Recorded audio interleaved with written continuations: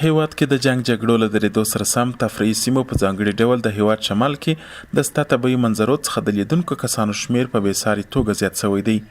یوازې له کندهار څخه د کوچني اختر د رخصتۍ د لمانځلې په موخه زرګونه ځوانان پنجشیر، بامیان، بدخشان او نور شمالي ولایتونو ته د خپلو خوښیو د لمانځنې لپاره تللي. کندهار څخه شمالي ولایتونو ته تللي ځوانان وایي د تیرو اخترونو په پرتله په شمالي ولایتونو کې د سیلانیانو شمیر زیات او دوی توانېدلي چې د هیواد شمال کې له ګڼو تفریحي سیمو څخه لیدنه وکړي.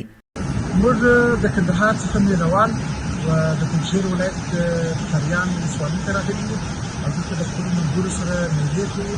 خوښ او خوشحاله یو چې په ټول افغانستان کې امن وي او ټول خلک کولی شي د افغانستان هر کونج ته مېله ولاړ شي. په مېلات سره وتلی یم، ډېر خوشحاله یم، ډېره تفریح ځای و.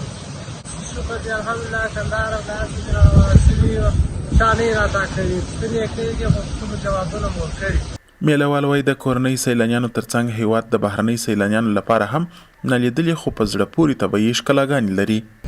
او ډېر ښایسته ځای دی، سیلانیان هم ډېر دي، خلک ډېر خوشحاله دي، امن دي او ډېره کراري ده، هېڅ مشکل نشته. هر څوک کولی شي د افغانستان څخه یا د خارج څخه هر څوک کولی شي چې دلته راشي خپله میله وکړي. ډېر مېلهوال راغلي دي، امن دی، هېڅ مشکل نشته.